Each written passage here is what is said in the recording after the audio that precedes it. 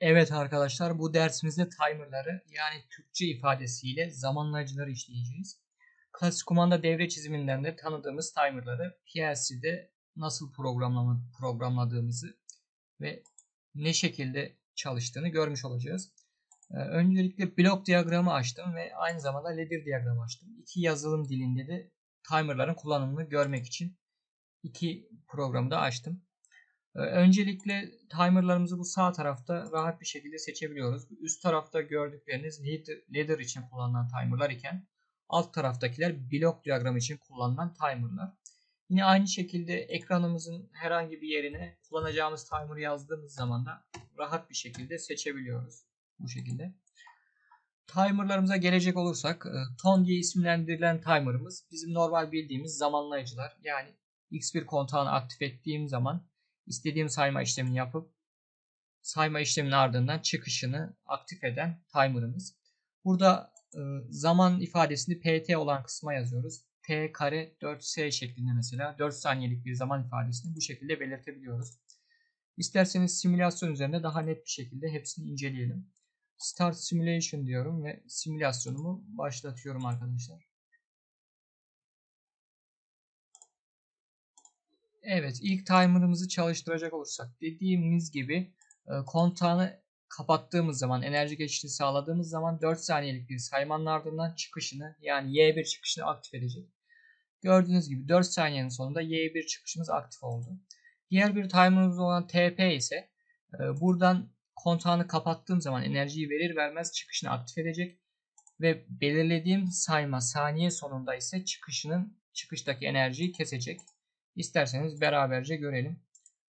Evet, bastığım an enerjilendi ve 4 saniyelik bir saymanın ardından enerjisini kesecek. Gördüğünüz gibi bu şekilde. Diğer bir zamanlayıcımız timer'ımız ise TOF. Bu ters zamanlayıcı olarak da ifade edilebilir.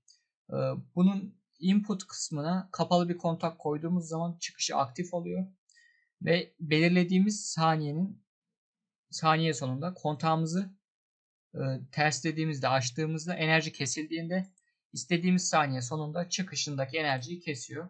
Mesela bu şu an aktif ve kontağını açtığım zaman enerjisini kestikten sonra 4 saniye süre zarfının sonunda bunun da enerjisi kesilecek ve Y2 sıfır konumuna geçecek. Evet, gördüğünüz gibi. Diğer timerlarımız burada timer on demiş mesela. Burada preset yazan yere bizim maksimum sayacağımız sayıyı giriyoruz. Value end'e de ilk başlamasını istediğimiz değeri giriyoruz. 1 ile 1000 arasında. Bu 10 olduğu için 1000'i 10 ile çarptığımız zaman 10.000 milisaniyelik bir değer elde etmiş oluyoruz. 10.000 milisaniyede 10 saniye gibi bir süre ediyor.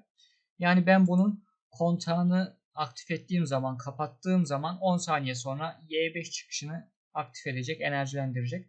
Ve aynı zamanda sayma değerinde value out olarak yazılan yere D100'e kaydetmiş oluyor. Onu da buradan görebiliriz. Yine aynı şekilde kontağı kapattım ve birden başladı sayma işlemini yapmaya. 10 saniyelik bir saymayı burada gördüğünüz gibi D100'e kaydediyor. 10 saniyenin sonunda ise Y5 çıkışını aktif edecek. Evet, Y5 çıkışımız aktif oldu. Bu 10 şuradaki high ile aynı görevde çalışıyor. Hiçbir farkı yok yani.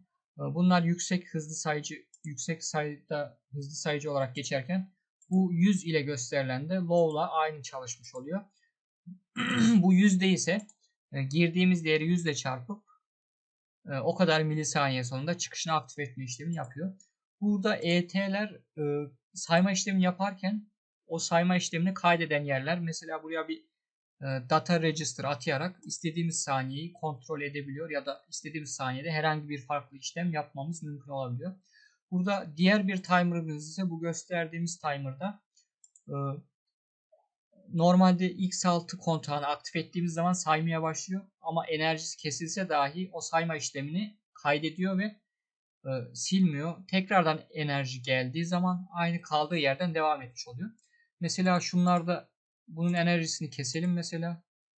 Burada tekrar enerji verdiğim zaman sayma işlemini başlatıyor ve tekrardan enerjisini kestiğim zaman sayma işlemi burada sıfırlanıyor mesela. Kaydetmiyor. Ama bu timer'ımızda enerjili olduğu süreyi toplayıp hepsini sayıyor. Mesela burada bastığımız zaman sayma işlemini başlattı. Burada value out'ta rahatlıkla görebiliyoruz. Şimdi enerjisini kestiğim zaman yine bu değeri buraya kaydetmiş oluyor ve sıfırlanıyor. Yine 6 saniyelik gibi bir sayma işlemi yaptı. Tekrar enerjilendirdiği zaman 4 saniye sonunda çıkışını aktif edecek. Yani sayma değerini kaydetmiş oluyor. Toplamda 10 saniye olduğu zaman enerjili süresi de çıkışını aktif etmiş oldu. Bu şekilde kullanılabiliyor bu timer'ımızda.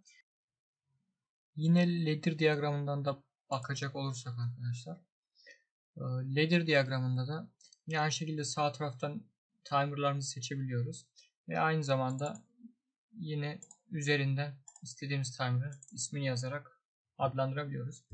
Mesela T timer olarak adlanmış oluyor. Dördüncü bir timer'ı kullanıyorsam ve 3 saniyelik bir sayma yapacaksam K30 diyorum. K tam sayı ifade etmiş oluyor. Böyle timer'ımı ifade etmiş oluyorum bu şekilde. Bir tane T0 timer'ı kullanmışım ve K30 deyip 3 saniyelik sayma yapmasını istemişim. Hemen bakacak olursak burada simülasyonu tekrardan başlatayım arkadaşlar.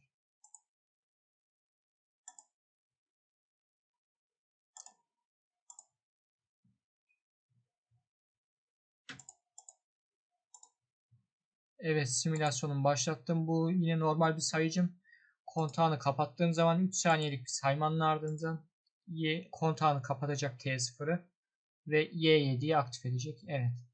Yine burada aynı şekilde 30 belirlemişim ama bu out yani yüksek hızda sayıcı olduğu için bu 30 yazdığım için 0,3 saniyelik bir saymanın ardından kontağını kapatacak. Ve hemen kapattı gördüğünüz gibi.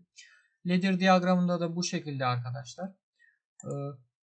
T0 şimdi kontağı kapattım. T0'ım enerjilenmeye başladı ve saymaya başladı. Bu saymanın ardından burada mesela açık bir T0 zamanlayıcımın açık kontağı vardı. 3 saniyenin ardından bunu kapattı. Başka bir yerde kapalı bir kontağım olsaydı, T0'ım kapalı bir kontağı olsaydı 3 saniye sonunda onu da açacaktı. Yani kontaklarını tersliyor. Açık olan kontaklarını kapatıyor. Kapalı olan kontaklarını ise açıyor. Timer'ımızın kullanımı tamamen bu şekilde. Beni dinlediğiniz için teşekkür ederim arkadaşlar. Bir sonraki derste görüşmek üzere. Hoşça kalın.